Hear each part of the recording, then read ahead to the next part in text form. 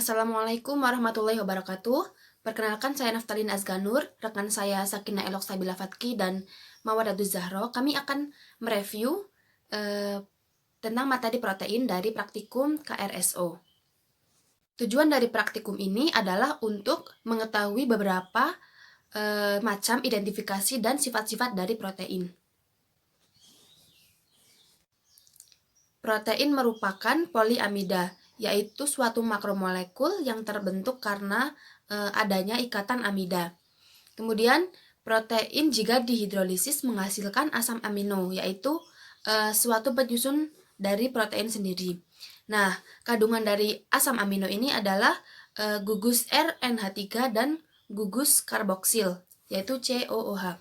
Kemudian, asam amino bersifat amfoter, yaitu kemampuan untuk bereaksi dengan suatu asam maupun basa.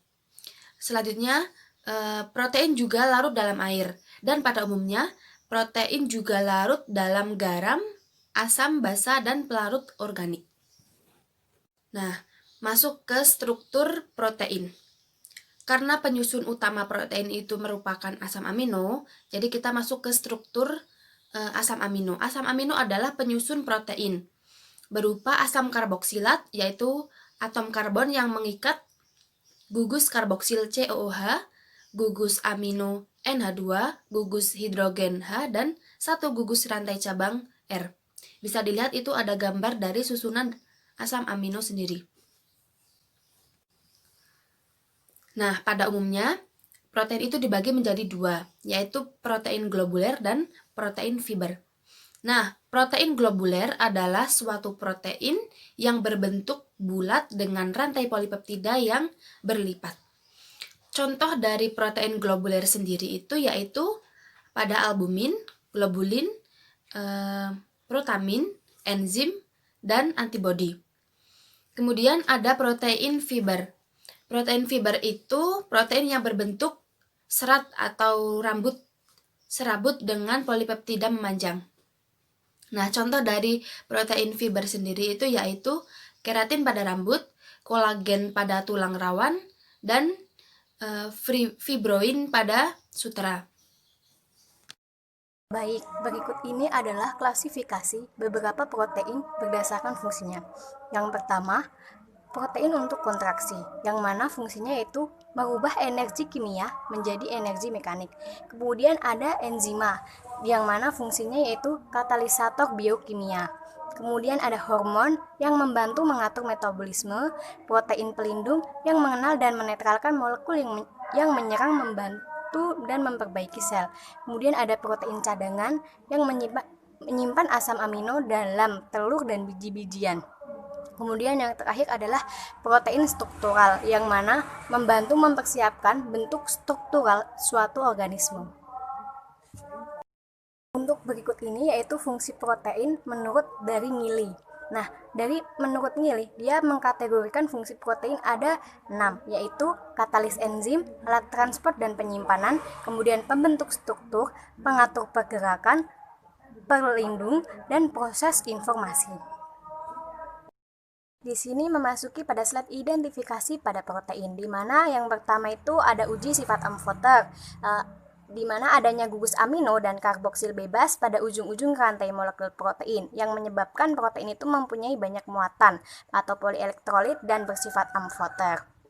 Lanjut, uji yang kedua yakni ada uji asam nitrit, di mana itu bertujuan untuk mengetahui adanya gugus amina bebas pada asam amino dan protein yang ditandai dengan terbentuknya gas nitrogen.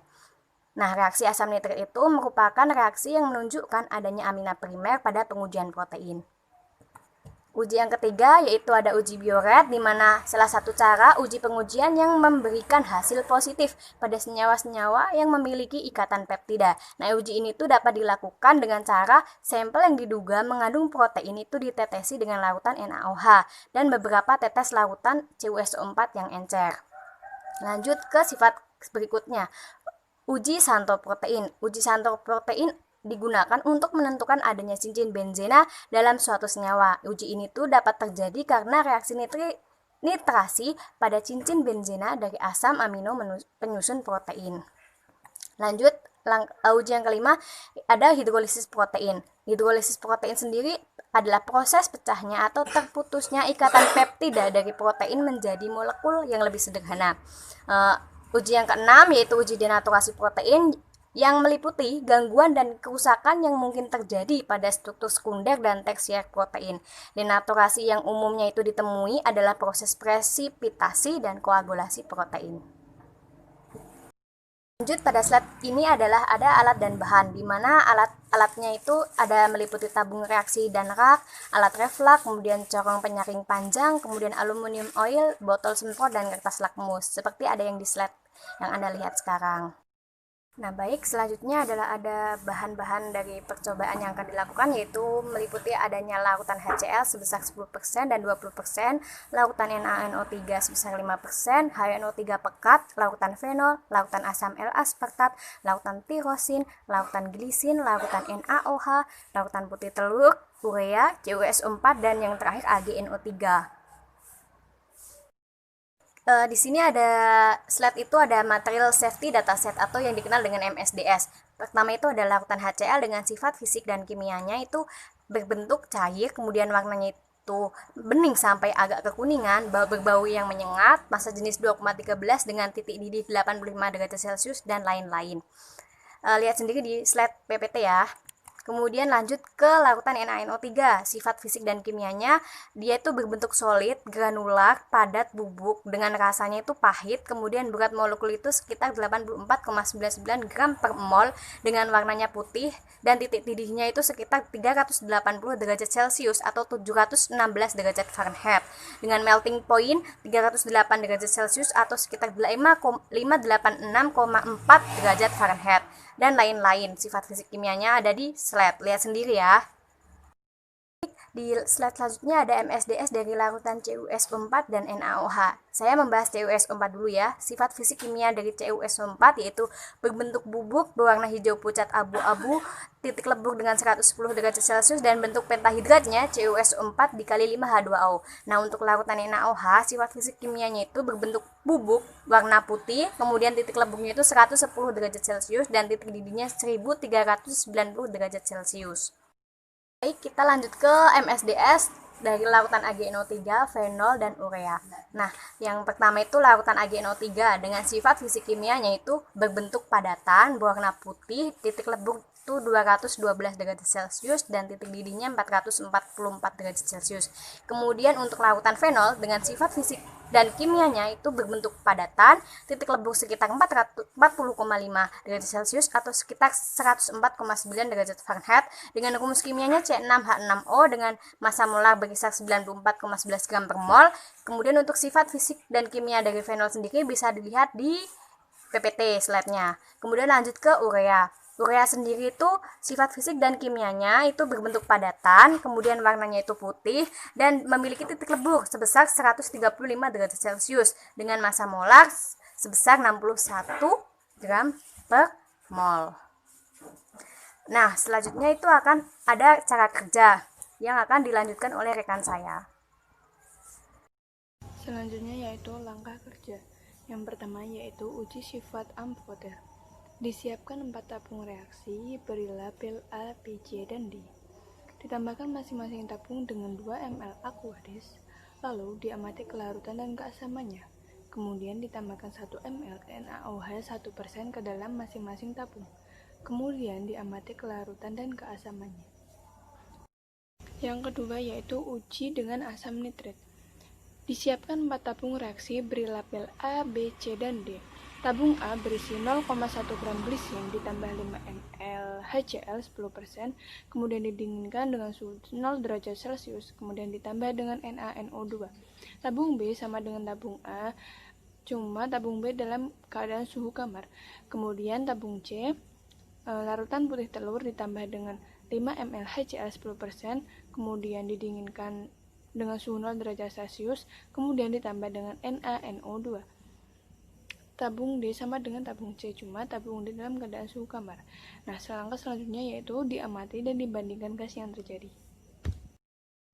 Yang ketiga yaitu uji puret. Yang pertama yaitu dipanaskan 0,5 gram urea dalam tabung reaksi hingga timbul padatan. lalu didinginkan dan larutkan dalam 3 ml Aquades. Kemudian, disaring filtrat yang diperoleh, tambahkan 2 ml NaOH 10% dan 3 tetes CuSO4 2%. Kemudian diamati perubahan yang terjadi. Lalu, di dalam tabung reaksi lain, masukkan 2 ml larutan putih telur dan 2 ml Aquades. Kemudian, ditambahkan 2 ml NaOH 10% dan 3 tetes CuSO4 2%. Kemudian, diamati hasilnya dan dibandingkan dengan uji yang pertama. Langkah yang keempat yaitu uji xanthoproteat. Di dalam 3 tabung reaksi, masukkan berturut-turut. Tabung A sebanyak 0,1 glisin, tabung B sebanyak 10 tetes larutan putih telur, tabung C sebanyak 10 tetes asam L-asparat. Kemudian, ditambahkan beberapa tetes HNO3 pekat pada tiap tabung dan panaskan. Kemudian, diamati perubahan yang terjadi. Lalu, didinginkan campuran, ditambahkan NaOH 1% berlebih dan diamati. Langkah kerja yang kelima yaitu hidrolisis protein. Yang pertama yaitu dimasukkan larutan albumin atau putih telur ke dalam labu alas bulat. Kemudian ditambahkan 20 ml HCl 20%. Reflux selama 45 menit. Kemudian dibandingkan pada saat T waktunya 15 menit dan kemudian didinginkan. Lalu lakukan Ujinya yaitu dengan diambil 5 mili dari campuran, kemudian dipindahkan ke tabung reaksi dan tambahkan 1 mili NaNO3 5%. Kemudian dibandingkan timbulnya gas yang terjadi dari sebelumnya. Uji yang kedua yaitu diambil 5 mili dari campuran, kemudian dipindahkan ke tabung reaksi, tambahkan 3 mili NaOH 10% dan 2 tetes CuSO4 2%, lalu panaskan. Yang keenam yaitu denaturasi protein. Langkahnya yang pertama, dimasukkan 2 ml larutan putih telur dalam tabung reaksi. Yang kedua, ditambahkan larutan AgNO3 2% tetes demi tetes. Kemudian, diamati perubahan yang terjadi dalam larutan tersebut. Yang kedua yaitu denaturasi dengan pemanasan. Dimasukkan 2 ml larutan putih telur dalam tabung reaksi, kemudian dipanaskan. Lalu, diamati perubahan yang terjadi dalam larutan.